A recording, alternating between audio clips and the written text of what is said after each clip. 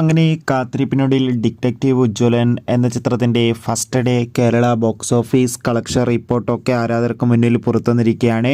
ആ ഒരു അപ്ഡേഷനാണ് ഇന്നൊരു വീഡിയോ ഭാഗത്ത്. വീഡിയോയിലേക്ക് മുൻപ് വീഡിയോ ലൈക്ക് ചെയ്യുക, ചാനൽ സബ്സ്ക്രൈബ് ചെയ്യുക. മെയ് മാസം അങ്ങോട്ട് ധാരാളം ചിത്രങ്ങൾ OTT റിലീസ് ചെയ്യപ്പെടും. നമ്മുടെ ചാനൽ ഭാഗം പരിശോധിച്ചാൽ ആ വീഡിയോയ്ക്ക് നിങ്ങൾക്ക് കാണാൻ വേണ്ടി സാധിക്കുന്നതായിരിക്കും. ധ്യാൻ ശ്രീനിവാസ്, ഷിജു വിൽസൺ എന്നൊക്കെ പ്രധാന കഥാപാത്രങ്ങളായി ഇന്ന് മെയ് 23 റിലീസിനെത്തിയ ചിത്രമായിരുന്നു ഡിറ്റക്റ്റീവ് ഉജ്ജ്വലൻ. ഏവരുമേറെ ആകാംക്ഷയോടെ ചിത്രത്തിൻ്റെ റിലീസിനായി കാത്തിരിക്കുകയായിരുന്നു. ഫൈനലി ചിത്രത്തിന് അതിഗംഭീരമായ റെസ്പോൺസ് ആയിരുന്നു ആദ്യ ദിവസം ലഭിച്ചിട്ടുണ്ടായിരുന്നത്. അതുകൊണ്ട് തന്നെ എല്ലാ സിനിമാ പ്രേമികളും ഒരേപോലെ ചിത്രത്തിൻ്റെ കളക്ഷൻ റിപ്പോർട്ടും അറിയാൻ വേണ്ടി കാത്തിരിക്കുകയാണ്.